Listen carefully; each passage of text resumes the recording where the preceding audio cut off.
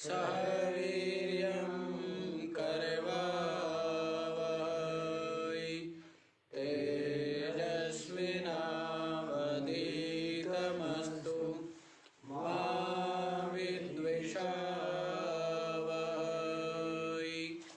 ॐ शान्तिः शान्तिः शान्तिः।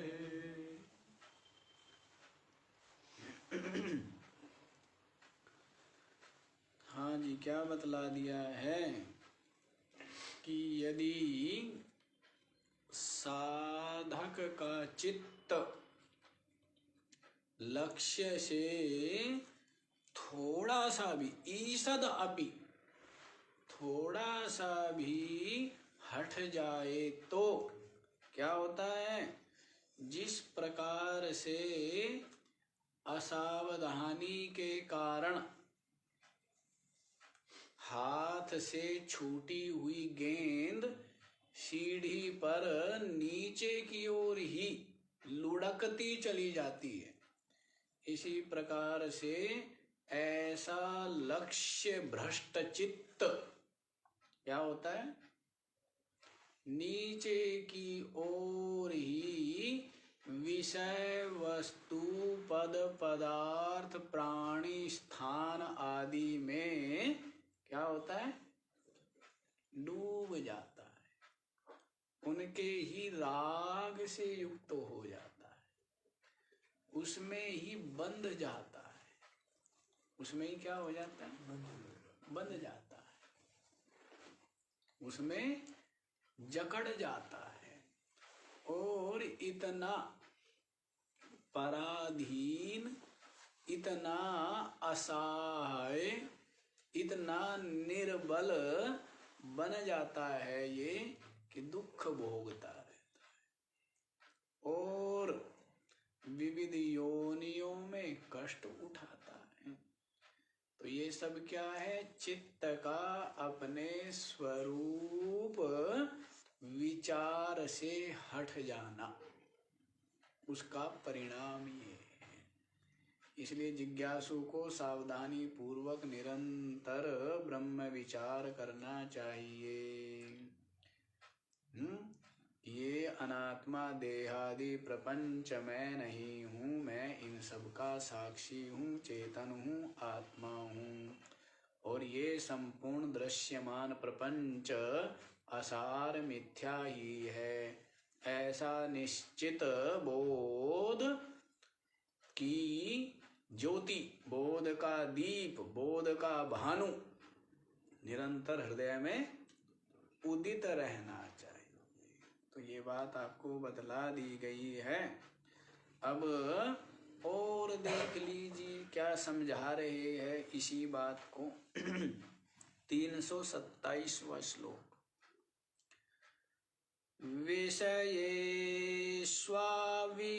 विषच्चेतः संकल्पयति तद्गुणान् सम्यग् संकल्पनात् कामः कामात् पुंसः प्रवर्तनम्।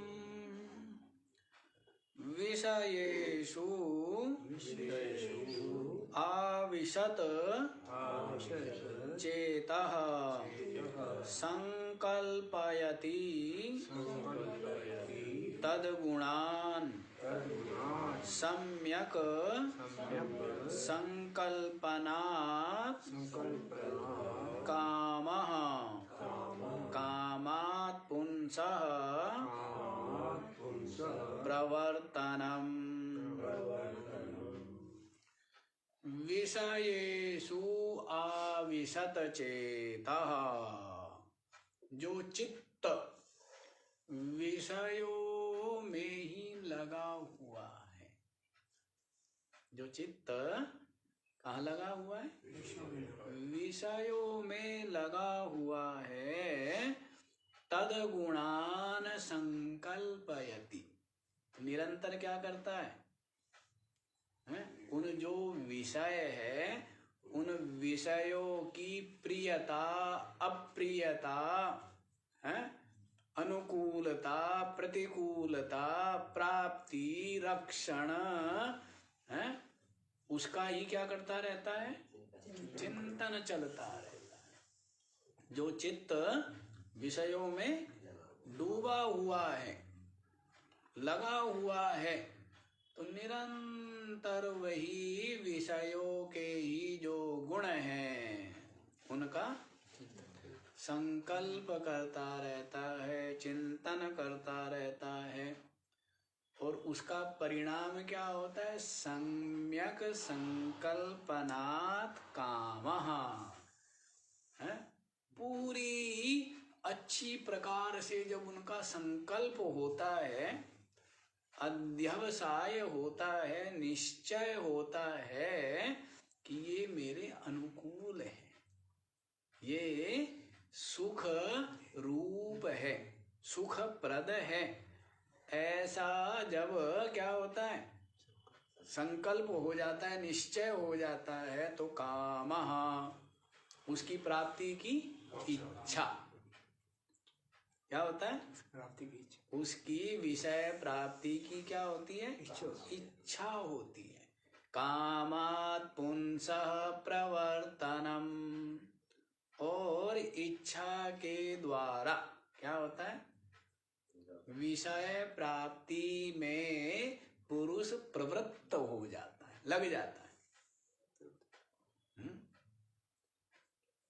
असावधान हुआ, अपने स्वरूप विचार से चित्त क्या हुआ? प्रच्युत हुआ। जैसे ही हटा, दृष्टि पड़ी कि ये जो गाड़ी है, ये गाड़ी क्या है? बहुत अच्छी है, बड़ी सुंदर है। तो गाड़ी में जैसे ही चित्त गया तो फिर तद्गुणान संकल्पयति, फिर क्या करता है? उसके चिंतन करता है, उसके गुण का। है? ये तो बड़ी ही आरामदायक लग रही है, बड़ी सुंदर लग रही है, और बड़ी टिकाऊ मजबूत लग रही है। तो क्या होता है? उनका ही चिंतन होता है। सम्यक संकल्पनात् कामः, जब खूब अच्छे से विचार हो जाता है तो निश्चय हो जाता है कि ये तो मेरे को पास होनी चाहिए। उसकी क्या होती है? पूर्ण रूप से इच्छा हो जाती है। और कामात् पुंसः प्रवर्तनम, और जैसी इच्छा बलवती होती है वैसे ही क्या होती है? उस वस्तु की प्राप्ति में प्रवृत्त हो जाता है, लग जाता है। हाँ? उसके लिए अब मेरे को गाड़ी लानी है, तो दुकान से तो आएगी नहीं, तो उसके लिए बड़ी दुकान, शोरूम खोलना पड़ेगा हमें। ठीक है ना? क्या करेंगे? बड़ा कपड़ों का, खिलौनों का है, और वस्तुओं का क्या करेंगे? शोरूम खोलेंगे। उससे क्या होगा? अधिक धन की प्राप्ति होगी, और अधिक धन होगा तभी क्या होगा? बड़ी वाली गाड़ी आएगी। नहीं तो ये सब क्या होता है? ये सब कार्य होने लग जाता है। समझ आया? हाँ? इसी को गीता में भी बतलाया है। क्या बतलाया? ध्यायतो विषयान पुंसः। ये सेठ जी की याद भी है, लेकिन पूर्णमत भी बोलते हैं ना, तो इसे डरते डरते बोलते हैं कि जैसे अशुद्ध ना हो जाए, या तो शायद इसलिए डरते होंगे, या फिर ये सोचते होंगे ताकत ना लग जाए। अब वो इनको ही पता होगा कौन सी बात है। दूसरों से मिलाना पड़ता है ना, तो मिलता भी नहीं आपका फिर भी, और मिल तो सब जाएंगे। जब आप कोई भी आगे होगा तो बाकी उससे मिलाएंगे। कह जी हम आगे नहीं रहा करते, हम तो पीछे कर देता हूं इनकी वजह से। एक जिम्मेदारी देता हूँ ना कि कम से कम पूर्णमदा तो ठीक से बोल लो, तो वो उसमें भी आवाज क्या मतलब है? यदि ये छोड़ दूंगा ना, ओम शांति ही शांति, एक शांति छोड़ दूंगा सबके लिए, तो उसमें भी अरोड़ा जी की तो वो खत्म हो जाएगी। हैं? ये क्या वो है? सदा अपने ऊपर वो लेना होना चाहिए। हाँ, आगे बढ़ने वाला होना चाहिए। ये ना सोचे कि भाई वो दूसरा बोलेगा। अब ये जयप्रकाश जी नए नए, लेकिन फिर भी इनकी आवाज आती है, और बाकी तो ये रमेश तो ऐसे डरते रहते हैं कि जैसे इनको याद नहीं है, या फिर अशुद्ध होने का डर है। क्या कुछ कारण तो जरूर है। आवाज भी कम पड़ जाती है। और दूसरों से आशा ये रखते हैं कि जी सुनाई नहीं पड़ा है, जोर से बोलिए। अब ध्यायतो विषयान् पुंसा संगस्तेषु उपजायते संगात् संजायते कामात् क्रोधो विजायते क्रोधात् भवति सम्मोहः सम्मोहात् स्मृतिविभ्रमः स्मृतिभ्रंशात् बुद्धिनाशः बुद्धिनाशात् प्रणश्यति। समझते ही है इसका अर्थ? हाँ, ध्यायतः विषयान् पुंसा। प्रथम क्या होता है? पुरुष जो है विषयों का क्या करता है? चिंतन करता है। संगः तेषु उपजायते, और ये विषय चिंतन से जो संग है ना, उनका राग हो जाता है। संग माने राग हो जाता है। हाँ, कि हाँ भाई, इस विषय से तो बड़ा सुख मिला था। जब हमने गुलाब जामुन खाई थी ना, इतने वर्ष पहले मिली थी, तो क्या हुआ था? आज पता लगा महाराज आज भंडारे में गुलाब जामुन है। अब बहुत समय से गुलाब जामुन मिली नहीं थी, हैं? बहुत समय पहले खाई थी। तो जैसे ही पता लगा कि आज गुलाब जामुन का भंडारा है, तो क्या होता है? उसका चिंतन होता है। और चिंतन के द्वारा जो पूर्व की स्मृति है ना, क्या होती है कि अरे गुलाब जामुन मुख में रखा था, हैं? जो पूरा का पूरा मुख है, और नाक, कान, हैं, आंखें, सबके सब क्या हो गई थी? रस से भर गई थी। जैसे मुंह में रखता है व्यक्ति, क्या होता है? हैं? सबका सब एकाग्र हो जाता है नहीं? रसना के ऊपर जैसे ही रखा जाए स्वादिष्ट वस्तु, तो उससे क्या होता है? राग होता है। संगस्तेषु उपजायते, उस विषय में राग उत्पन्न हो जाता है। संगात् संजायते कामः, उस राग के कारण से अदृढ़ इच्छा नहीं होती। क्या होती है? दृढ़ इच्छा होती है। जैसे राग न हो तो वस्तु मिल जाए तो ठीक, ना मिले तो ठीक, है ना? लेकिन राग होने से उसकी प्राप्ति की बलवती इच्छा होती है। तो क्या हुआ? संगात् कामः संजायते, इच्छा होती है। कामात् क्रोधो विजायते, जब इच्छा बड़ी प्रबल है और उस विषय वस्तु की प्राप्ति हुई नहीं या देरी हो रही है, तो फिर क्या होता है? क्रोधो विजायते, क्रोध होता है। क्रोधाद् सम्मोहः भवति, क्रोध होने से क्या होता है? हाँ, फिर कोई विवेक रहता है क्या? ज्ञान रहता है क्या? हैं? ये हमारे आदरणीय हैं, पूजनीय हैं, ये हमारे बड़े हैं, इनका हमारे ऊपर इतना उपकार है, ये सब बातों का स्मरण रहता है? नहीं रहता है। क्रोध जब आया हो व्यक्ति को, फिर होश नहीं रहती है। क्रोधात् सम्मोहः भवति, सम्मोहित हो जाता है, मोहित हो जाता है, विवेक नहीं रहता है। सम्मोहात् स्मृति विभ्रमः, वो स्मृति विभ्रम हो गया, स्मृति भ्रंश हो गई। वही जो मैंने अभी बताया, पूर्व में स्मृति थी कि इन्होंने तो मेरा बड़ा उपकार किया था, बड़ा सहयोग किया था, बड़ी सहायता की थी, लेकिन वो सब की सब जब क्रोध आता तब याद रहती है क्या? स्मृति विभ्रमा, स्मृति भ्रंशात् बुद्धिनाशः। और बुद्धि क्या है? स्मृतियों का जो संग्रह है वही क्या है? वही बुद्धि है।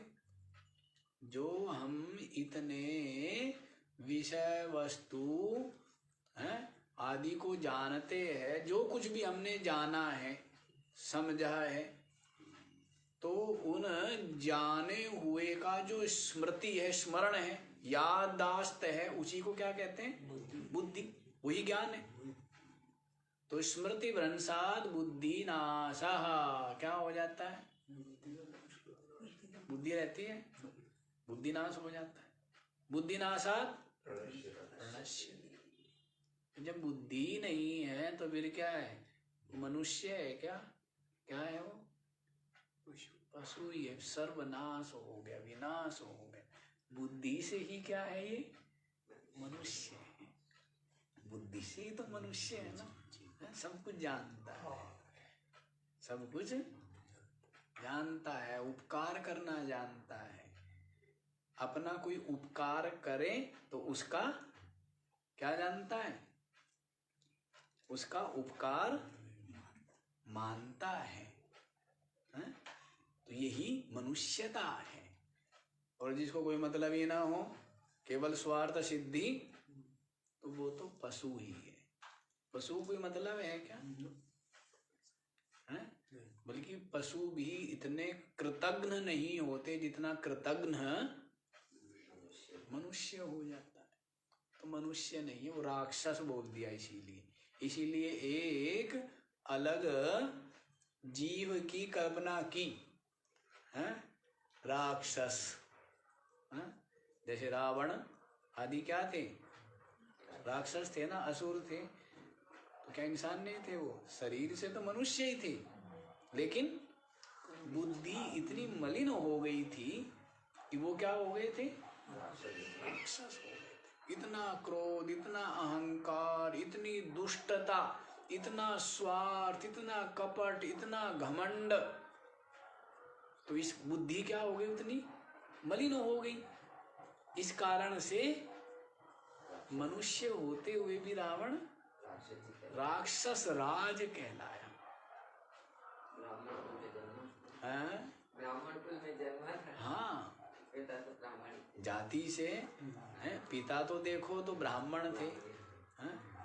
हाँ, ब्राह्मणों के कहने पे फिर कहीं वो हो जाएंगे ना, इसलिए हम कहना नहीं चाहते बहुत बातें। क्योंकि फिर ब्राह्मण कहने से तो आप लोग मानेंगे कि क्या ब्राह्मण कुल में जन्म, जिसका पिता ब्राह्मण हो, जिसका पिता ब्राह्मण है, आवश्यक नहीं है कि उसका पुत्र भी ब्राह्मण हो। क्योंकि ब्राह्मण बनेगा गुण कर्म स्वभाव से। मांस भक्षण करता है, मदिरा का सेवन करता है, संध्या वंदन आदि नहीं करता है, ज्ञान विज्ञान तप संयम युक्त नहीं है, इस बात का ब्राह्मण। ये पिता ब्राह्मण था तो क्या हो गया? ब्राह्मण हो गया वो। है? तो जन्म से ये स्वीकार नहीं करेंगे। स्वभाव से, गुण से, कर्म से ही तो होगा। अब कर्म तो है मलिन। कर्म क्या है? और वैसे क्या कहते हैं?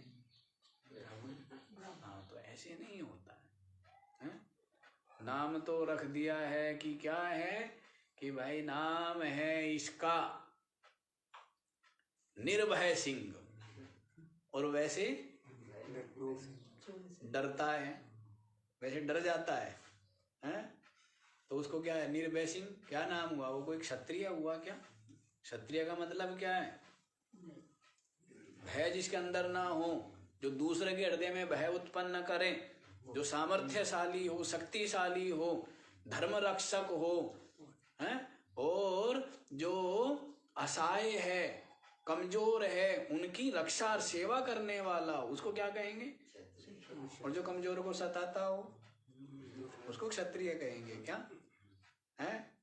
ये जो डर करके और अपने घर में जो सबसे गहरा अंधेरा कमरा है उसमें भाग के घुस जाता हो, उसको क्षत्रिय कहेंगे। वो क्षत्रिय नहीं। हाँ, तो कहने का भाव है बुद्धि की मलिनता से। बुद्धि नाशात्, बुद्धि का नाश हो गया तो विनाश ही हो। तो ये सब के सब आप लोग क्या हो गए हैं? ज्ञान भ्रष्ट, योग भ्रष्ट, स्वरूप भ्रष्ट, बुद्धि भ्रष्ट। बुद्धि भ्रष्ट इसलिए नहीं कहते ना कि लोग सांसारिक अर्थ लगाएंगे, हैं? योग भ्रष्ट बोलेंगे तो आप प्रसन्न हो जाओगे ना? नहीं। यदि आपको हम कहे कि आप क्या हो, योग भ्रष्ट हो, आप कहेंगे महाराज, हैं? क्योंकि योग भ्रष्ट से आपकी बुद्धि में क्या आ गया है, जिसको भगवान श्री कृष्ण ने कहा है कि जो योग साधना में लगा हुआ है, योग मतलब आत्म प्राप्ति के लिए, और उसकी प्राप्ति अनुभूति हुई नहीं, इसी बीच शरीर छूट गया, तो उसको क्या कह देते हैं? हाँ, तो आप प्रसन्न हो। योग भ्रष्ट स्वरूप भ्रष्ट, क्या हो गए आप? अपने स्वरूप ज्ञान से भ्रष्ट हो गए, रहित तो हो गए, गिर गए। भ्रष्ट का मतलब वहां से गिरना, पतित तो हो जाना।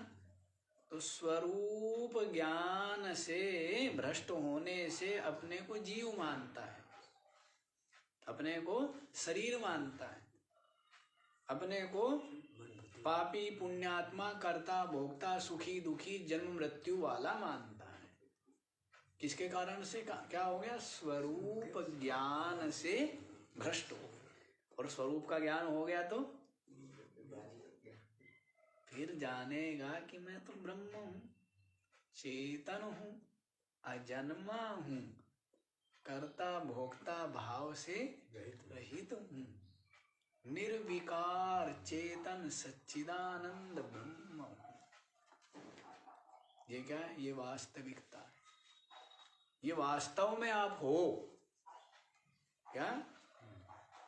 ये जो शरीर रूपी गाड़ी है, कपड़ा मिल गया है, ये कपड़ा है। जैसे कपड़े उतार देते हैं ना, अभी कपड़े पे ओढ़े हुए और धूप में जाएंगे तो क्या करेंगे? कपड़े उतार देंगे ना।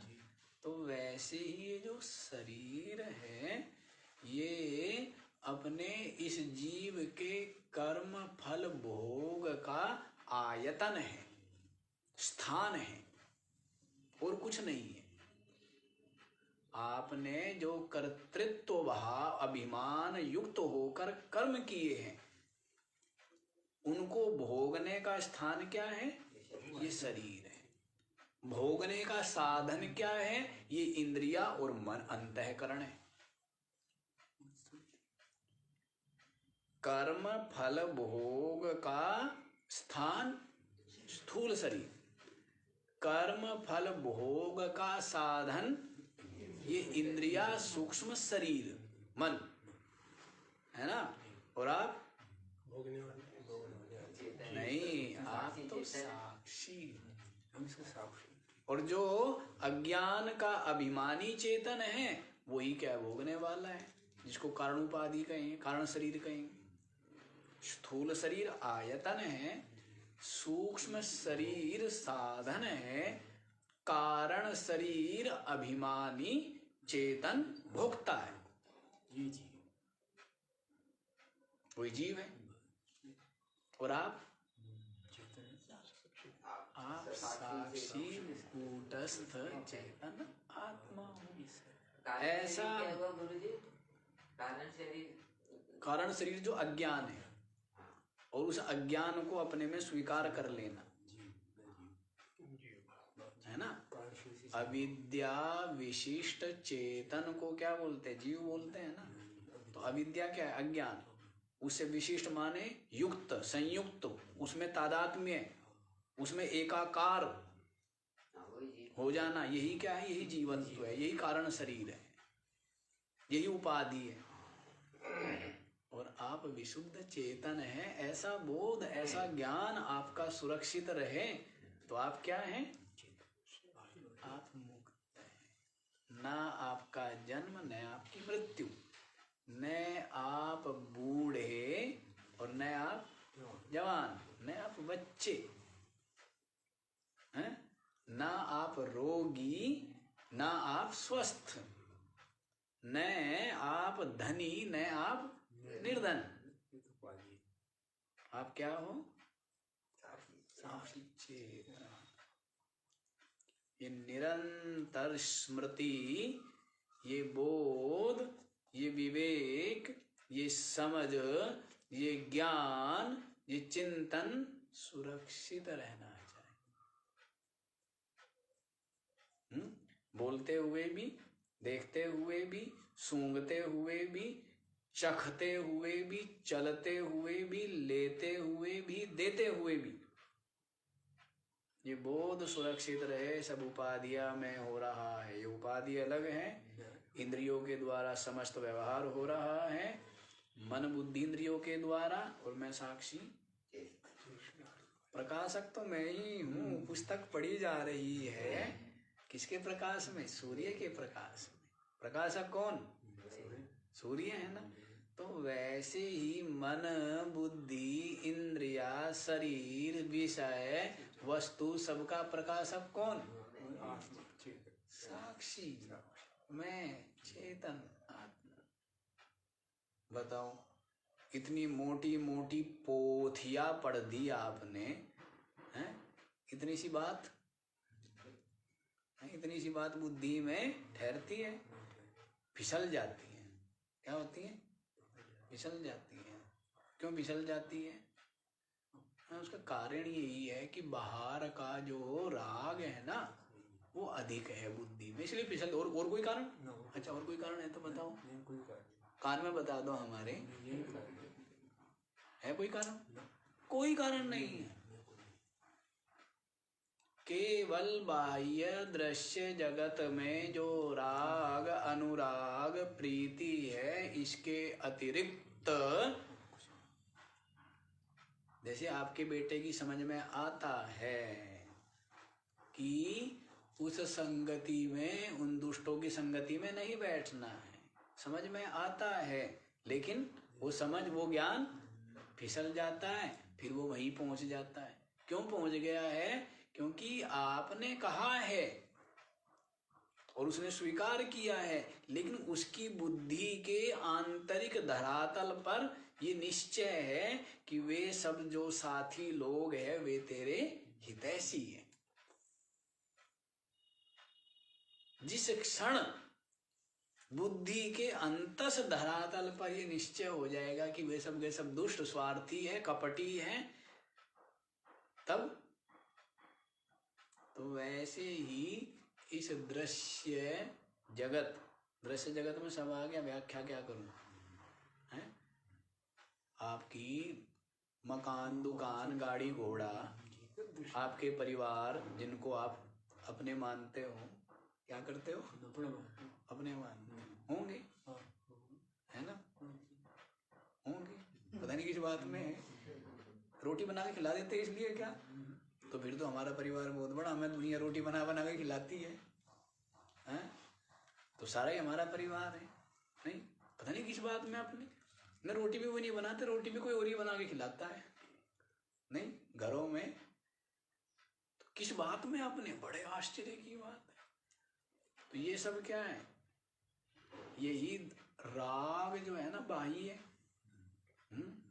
फिर शरीर आदि में, फिर मन बुद्धि इंद्रियों में, विविध विषयों में जो राग है, इसके कारण ही ये प्रज्ञा सुस्थिर नहीं रहती कि ये सब असार दुर्रूप मिथ्या है और ये देह आदि समस्त उपाधि वर्ग का मैं दृष्टा, मैं चेतन साक्षी आत्मा ब्रह्म रूप। इतनी सी बात याद नहीं रख सकते हैं?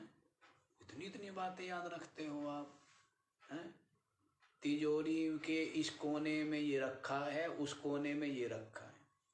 पूर्व दिशा में तिजोरी की, क्यों सेठ जी? तिजोरी की पूर्व दिशा में क्या है? अंगूठी है। पश्चिम दिशा में क्या है? नोटों की गड्डी है। उत्तर दिशा में क्या है? आभूषण रखे हैं। और दक्षिण दिशा में क्या रखा है? हैं? तिजोरी की। फिर हमने वो तिजोरी बंद कर दिया। वो तिजोरी की चाबी कहाँ है? पता है? नहीं पता है? ये भी याद है आपके? अच्छा, फिर वो तिजोरी की चाबी वहां रख के उसके बाद जो कमरे को ताला लगाया है, कमरे की चाबी कहाँ है? वो भी याद है। उसके बाद जो घर को ताला लगाया, वो घर की चाबी कहाँ है? वो भी पर्स की किस जेब में है?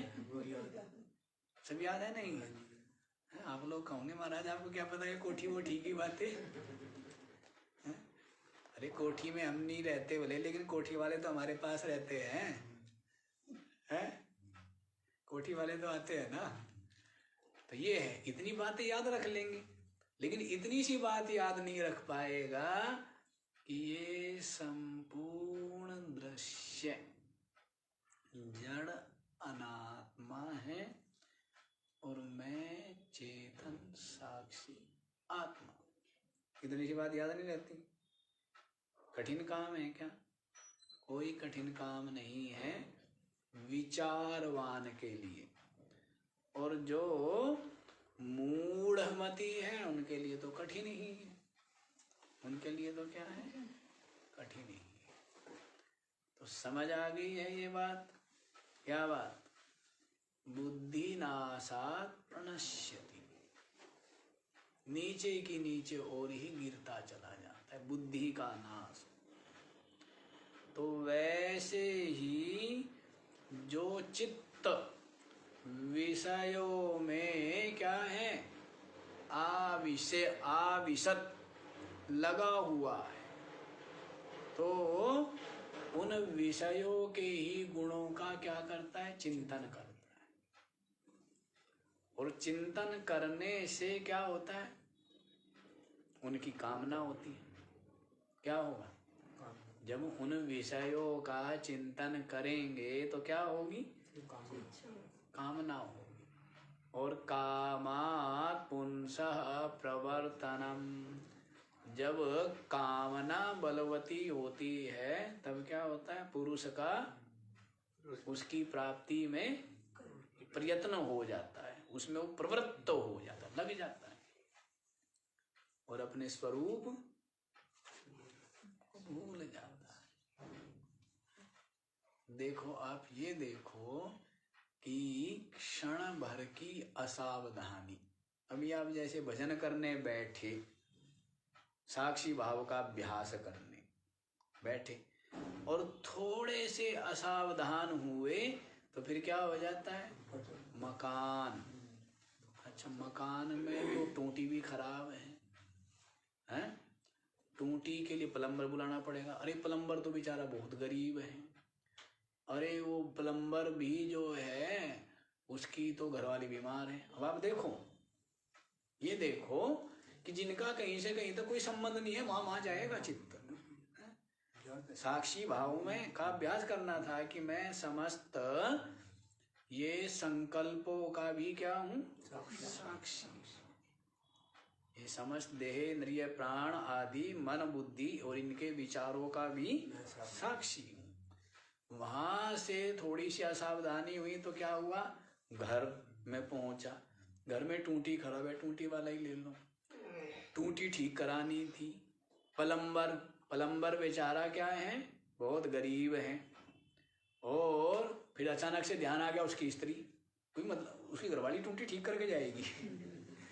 प्लम्बर की घरवाली तो बीमार है बेचारी। अरे वो बीमार है और वो उसको तो बेचारी को क्या चाहिए? स्वेटर चाहिए। तो स्वेटर उस दुकान में बढ़िया मिलता है, हैं? अच्छा, वो दुकान, वो स्वेटर जो है ना, एक तो पानीपत में बनता है, एक लुधियाना में बनता है। वो लुधियाना वाले वो ज़्यादा अच्छा बनाते हैं। अच्छा, लुधियाना में जो वो ऊन आती है वो अमेरिका से आती है। कहाँ पहुँच गया? क्यों जी? यही चलता है ना। ये सब हमने बहुत कर करके छोड़े हुए हैं, बहुत बचपन में ये सब। और भजन हो गया। आपका क्या हो गया? 1 घंटा। ऐसा ही होता है क्या अभी? तो ये स्थिति है। अब आप देखो, साक्षी भाव से थोड़े से क्या हुए? थोड़े से असावधान, क्षण भर के लिए चित्त वहां से हटा और कहाँ पहुंच गया? अमेरिका। अमेरिका क्या मतलब? स्वेटर से क्या मतलब? और उसकी कंपनी कौन सी, उससे क्या मतलब है? और उसकी घरवाली बीमार है तो फिर देख लेंगे, उठेंगे, फिर देखेंगे बेचारे की, चलो उसकी सहायता करनी चाहिए तो फिर देखेंगे उठ के।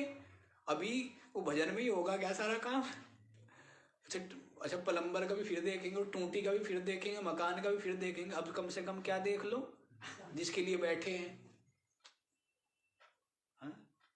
हाँ, तो ये क्या है? ये फिल्म देखते हैं।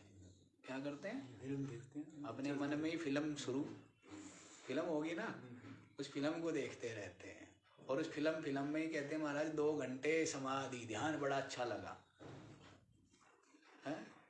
हाँ, तो ऐसा नहीं करना। अच्छा, सावधानी रहनी चाहिए, प्रमाद ना किया जाए। समझ आ गया? स्पष्ट हो गया ये वाला? आगे वाला बताएं। ततः स्वरूप विभ्रंशो विभ्रष्टस्तु पतत्यधः पतितस्य विनानाशम् पुनर्नारोह ईक्ष्यते संकल्पं वर्जयेत् तस्मात् सर्वानर्थस्य कारणम्। ये जो संत हुए और संतों ने करुणा करके जो अपना विज्ञान है, अनुभव, उस अनुभव को पुस्तक रूप दिया कि आगे भी जिज्ञासु लोग लाभ उठा सके हमारे किए हुए साधना का, चिंतन का अनुभव। इससे अधिक प्रिय।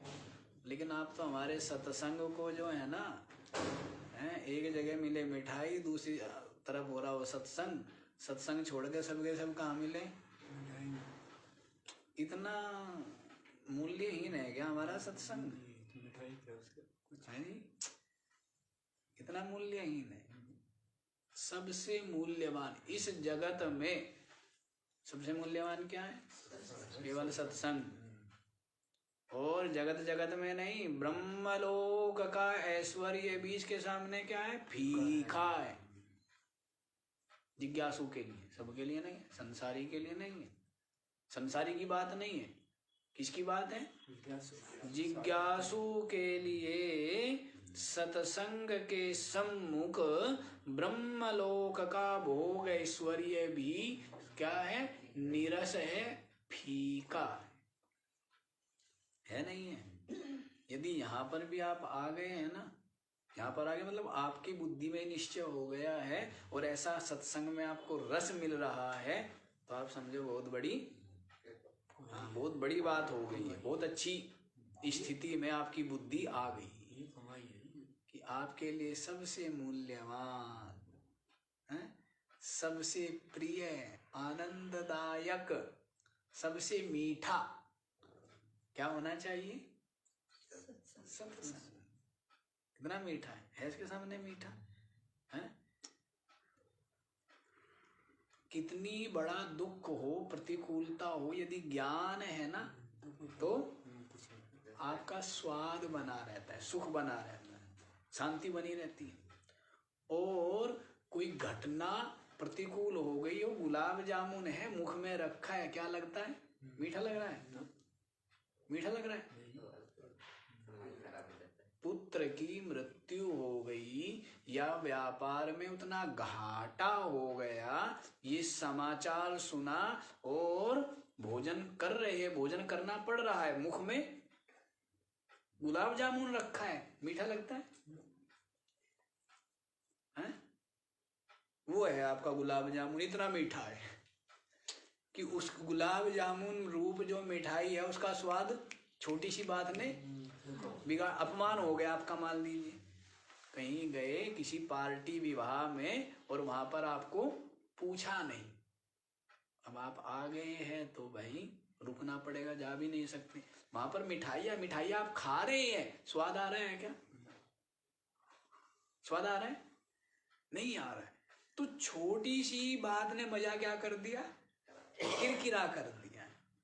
लेकिन यदि ज्ञान है तो आप जानते हैं कि भाई अपनी अपनी समझ है, प्रारब्ध है, मैं अपना कर्तव्य कर रहा हूं, मेरे को किसी से कोई आशा नहीं।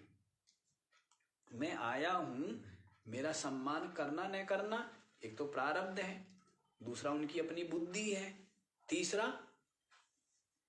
क्या है, अपना कर्म भोग हो गया ना है। और मैं आशा करता हूं इसीलिए दुखी होता हूं। तो जब ये बातें समझेगा, मेरा प्रारब्ध, उसकी दूसरे वाले की बुद्धि, और मैं आशा नहीं करता, तो फिर अपमान हुआ है आपका, लेकिन आपको मिठाई खारी लगेगी क्या? तो आप ये ज्ञान इतना मीठा है, ये विवेक इतना मीठा है कि इसका स्वाद सदा बना रहता है।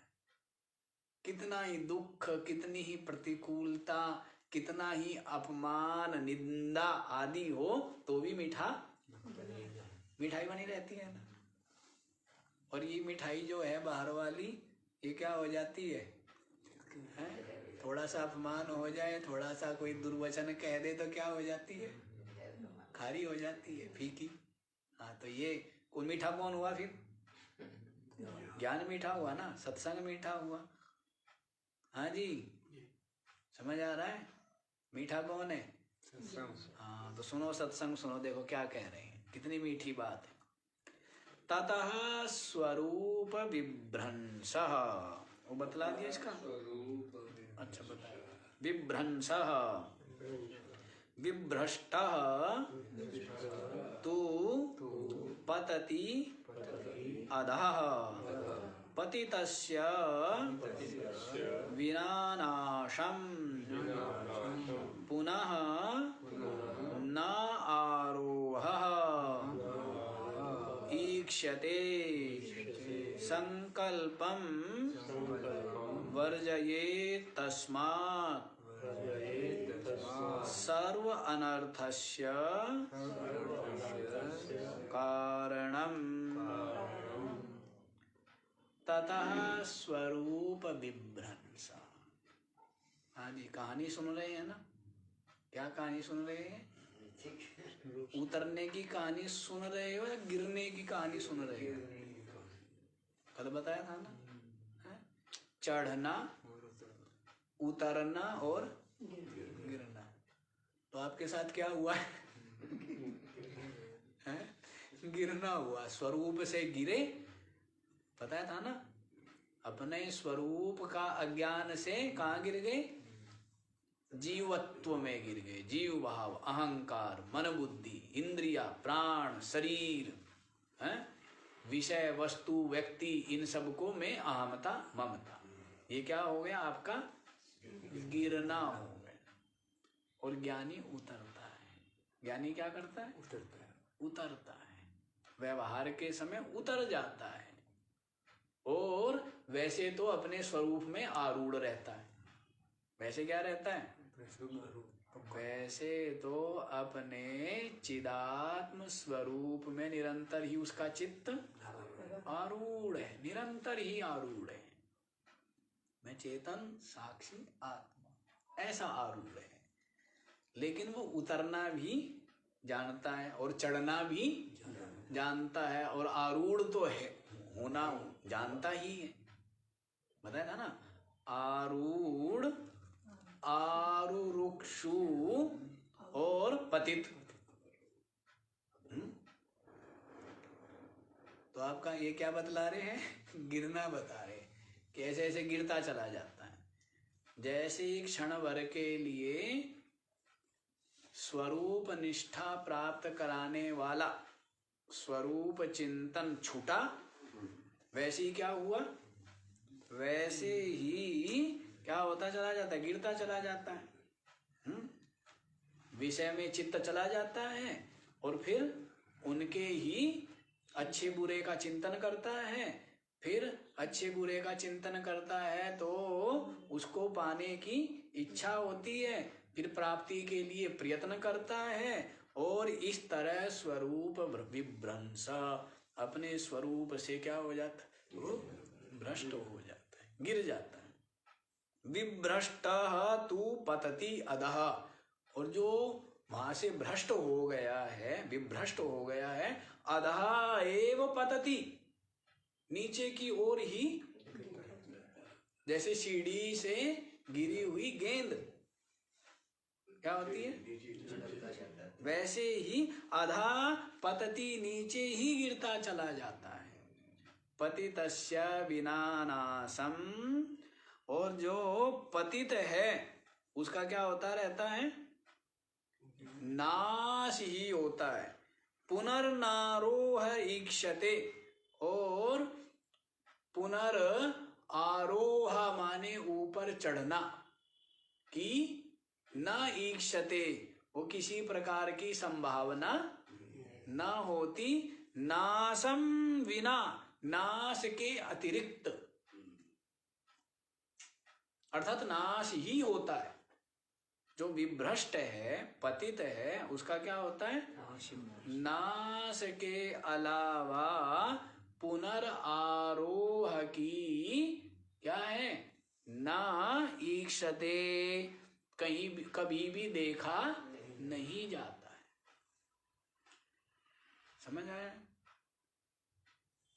जो पतित है तो नाश के अलावा उसका उत्थान न ईक्षते, नहीं देखा जाता है, अर्थात उसका पतन ही, नाश ही हो जाता है। नाश का फल क्या है, पुनः पुनः संसृति, पुनः पुनः जन्मो है, जन्म लेके दुख और मर के भी दुख है। लोग कहते हैं संसार क्यों रचा है, जिसको देखो वही दुखी, संसार क्यों रचा। हम भी बहुत सोचते थे, अनेकों दर्शनों में भिन्न भिन्न प्रकार से व्यवस्था दी गई है, क्यों रचा, किसने रचा, किस लिए रचा है? विभिन्न दर्शनों में क्या है, भिन्न भिन्न प्रकार के मत हैं। लेकिन बात तो ये है, सही बात, न तो कहीं जगत है, न किसी ने रचा, न कोई रचने वाला है। इन सब का रचयिता अज्ञान कहो, माया कहो, इसके अलावा और कोई नहीं। क्या? माया के अतिरिक्त इस जीव जगत ईश्वर रूप कल्पना का सृष्टा कोई नहीं, ब्रह्मा, ईश्वर, विष्णु आदि नहीं।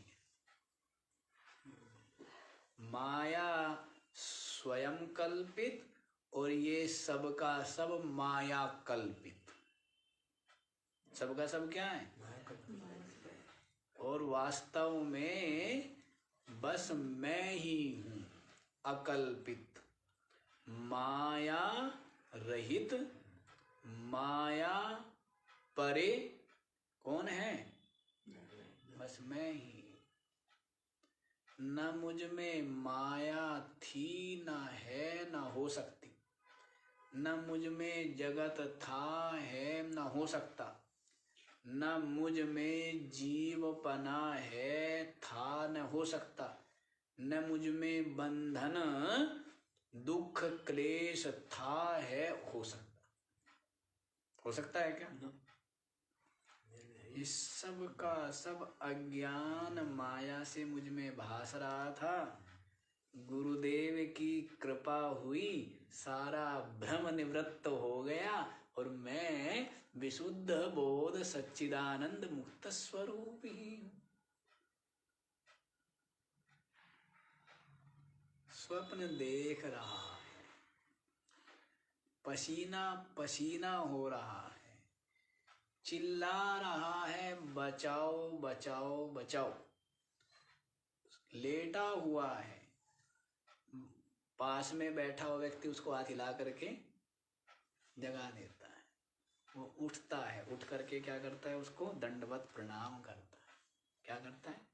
बहुत संकट में था, बड़ी विपत्ति में था, कृपा कर दी आपने, मुझे निकाल दिया। क्या हो गया था भाई, तू तो ठीक ठाक लेटा हुआ था ठीक जगह पर। क्या बताऊं, बहुत बीहड़ जंगल था, हैं? बहुत अंधकार, जंगली जीव उधर से कहीं हाथी, कहीं शेर, कहीं उल्लू, कहीं सियार, हैं? कहीं लक्कड़ बग्गा, कहीं रीछ, तरह तरह की आवाजें थी, हैं? सब और अंधकार, खड्डे, कांटे, भूत प्रेत, पिशाच, हैं? सर्दी भयानक, ठिठुर रहा था, भूखा प्यासा था, बड़ा क्लेश पा रहा था, और आपने क्या कर दिया? कृपा दंड बताएं आपको, हैं? आपके लिए क्या है, 11 रुपए के लड्डू ला करके अभी चढ़ाता हूँ। बड़ा उपकार है ना आपका, नहीं है? इतने बड़े जंगल से बचा दिया, सारे जीव जंतुओं से बचा दिया, सारे अंधकार, सारी विपत्ति, कांटे, झाड़ झंकार, सबसे बचाव हो गया नहीं? तो बताइए। तो वैसे ही जन्म जन्मांतरों से लोक परलोक गया, जन्म धारण किए, विविध यज्ञ अनुष्ठान किए, विविध प्रकार के कर्म किए,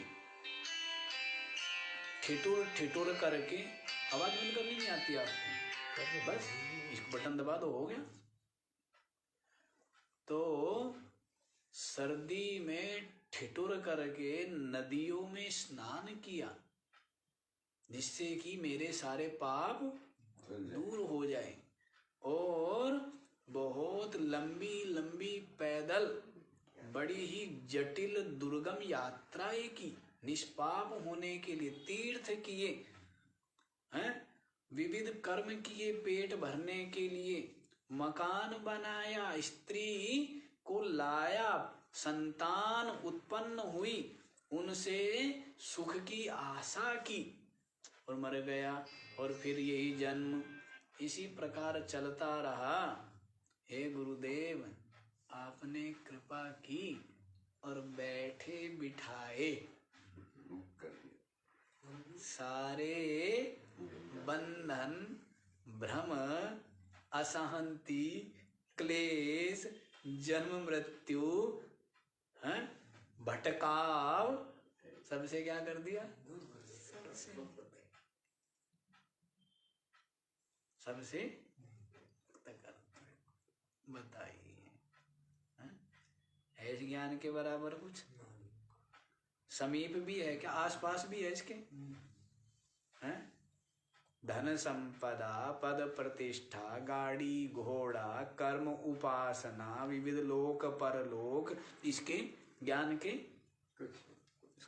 पासंग जानते हो आप लोग? पासंग क्या होता है सेठ जी? पासंग थोड़ा सा डाल के पूरा कर देते हैं। हाँ, हैं? या तराजू के पलड़े को बराबर करने के लिए, हैं? हाँ, तो उसको क्या करेंगे? पासंग, बहुत थोड़ा सा। तो पासंग भी नहीं है सब कुछ, उसके क्या है? पासंग भी नहीं। अब आप देखिए, इसीलिए तो ये जगत, ये जन्म, अब जो ये देख रहे हैं कि जन्म क्यों हो गया, और जिनका जन्म हो गया वही कौन सी बहादुरी कर रहे हैं? बस पेट पूर्ति और इस शरीर को सजाना बजाना, इसका रक्षण, और थोड़ा सा कुछ ईंट पत्थर इकट्ठे करके और पत्थर वत्थर घिस घास के, है ना, तो वो बना लेंगे एक झोपड़ा तैयार, और एक दो बच्चे होंगे, उनको पढ़ा लिखा लेंगे, देश विदेश भेज देंगे, और उसी में क्या मानेंगे कि जी हम तो दुनिया से निराले। दुनिया से क्या है? हमने अपने बच्चे को ऐसा पढ़ाया है ना, विदेश भेज दिया। वो भी, तू भी गधा था और एक गधा और, गधे गधे ही तैयार करते हैं। क्या करते हैं? गधे ने क्या तैयार कर दिया? गधा तैयार कर दिया। तू भी बोझ ढोता रहा जीवन भर, किया तो तूने कुछ है नहीं किया, कुछ नहीं किया। जीवन में करना क्या है? देखो, हम तो मानते जीवन में करना सेवा, सत्संग और साधना, इसके अलावा करना कुछ करना नहीं है, बेकार है, कुछ नहीं है। पेट ही तो भरा है, हाँ सेवा की है, अच्छी बात है।